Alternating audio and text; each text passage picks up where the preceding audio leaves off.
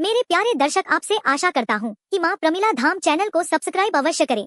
इस चैनल पर धार्मिक, प्रेरणादायक और रोचक कहानी सुनने और देखने को मिलेगी। आपसे विनती करता हूँ कि इस चैनल को अवश्य सब्सक्राइब करें और 5 दोस्तों के पास जरूर शेयर करें। तो चलिए कहानी की ओर चलते हैं। हर जिले की जनता यही चाहती है कि उनका अधिकारी ईमानदार, निष्पक्ष और जनता की समस्याओं को समझने वाला हो। लेकिन हकीकत अक्सर अलग होती है। सरकारी दफ्तरों में रिश्वतखोरी, उपेक्षा और बेरुखा व्यवहार आम बात है। इस कहानी की नायिका हैं जिला अधिकारी डीएम मैडम, जिन्होंने अपनी मां के साथ गरीब का भेष बनाकर वह सच्चाई देखी जिसे आम लोग हर दिन झेलते हैं। बचपन की सीख। डीएम मैडम का असली नाम आराध्या सिंह था। वे एक साधारण परिवार से थीं। उनके पिता शिक्षक और मां गृहिणी थीं। बचपन में ही उनकी मां अक्सर कहती, बेटी, बड़ा अधिकारी बनना है तो जनता की सेवा के लिए बनना, लोगों पर हुक्म चलाने के लिए नहीं। यह बात आराध्या के दिल में गहराई तक बैठ गई। मेहनत और लगन से पढ़ाई की, कठिनाइयों को पार किया और आखिरकार आईएएस अधिकारी बनकर जिले की डीएम बनी। जनता की परेशानियां।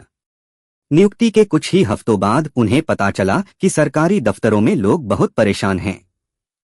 वृद्ध पेंशन लेने वाली बूढ़ी महिलाएं महीनों चक्कर काटती हैं।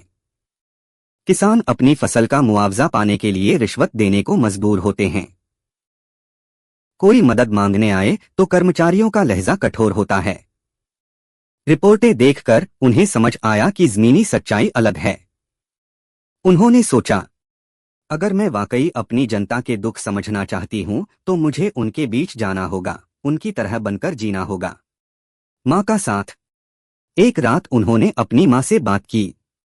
अम्मा, मुझे लगता है कि यहाँ सच जानने के लिए मुझे गरीब महिला का भेष बनना पड़ेगा। क्या आप मेरे साथ चलेंगी? मां मुस्कुराईं। बेटी, मैं हमेशा तेरे साथ हूँ। अगर तू जनता का दुख समझना चाहती है तो मां का कर्तव्य है कि तेरा साथ दे। दोनों ने तय किया कि अगले दिन वे साधारण ग्रामीण स्त्रियों के वेश में सरकारी कार्यालय जाएंगी। गरीब का भेष। सुबह आराध्या ने अपनी रेशमी साड़ियों की जगह एक पुरानी सूती साड़ी पहनी। गले में मटमैला दुपट्टा डाला, चप्पल पहनी और चेहरे पर हल्की कालिख लगा ली ताकि रंग सांवला लगे। मां ने भी वही किया। दोनों किसी साधारण गांव की महिलाओं जैसी लग रही थीं। अब वे किसी से पहचानी नहीं जा सकती थीं। दफ्तर का पहला अनुभव। दोनों सबसे पहले पेंशन विभाग पहुंची। वहां लंबी लाइन लगी थी। लोग घंटों से खड़े थे। जब उनकी बारी आई तो क्लर्क ने झल्लाकर कहा, फॉर्म ठीक से भर कर लाओ। यहां रोज 50 लोग आते हैं। हमें समय नहीं है। आराध्या की मां ने धीरे से कहा, बाबूजी, मैं अनपढ़ हूं, फॉर्म कैसे भरूं? क्लर्क ने घूरते हुए कहा, तो किसी दलाल से भरवा लो। यहां खड़े होकर सिर मत खाओ। यह सुनकर आराध्या का दिल कांप गया।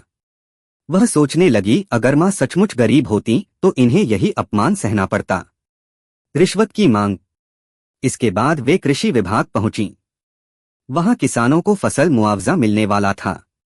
एक कर्मचारी ने उनसे कहा, मुआवजा तो मिलेगा, लेकिन पहले चाय पानी का इंतजाम करना होगा। 500 रुपए दोगी तो नाम जल्दी जुड़ जाएगा। आराध्या ने पूछा, अगर पैसे न हो तो? कर्मचारी ने हंसते हुए कहा, फिर अगले साल आना। आराध्या की आंखों में आंसू आ गए। मां ने धीरे से बेटी का हाथ दबाया, मानो कह रही हो, संभल जा, असली पहचान मत बता अभी। अस्पताल का हाल।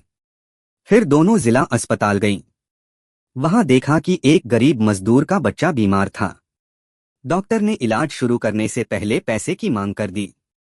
मां ने बेटी से कहा, देखा, यहाँ इंसानियत।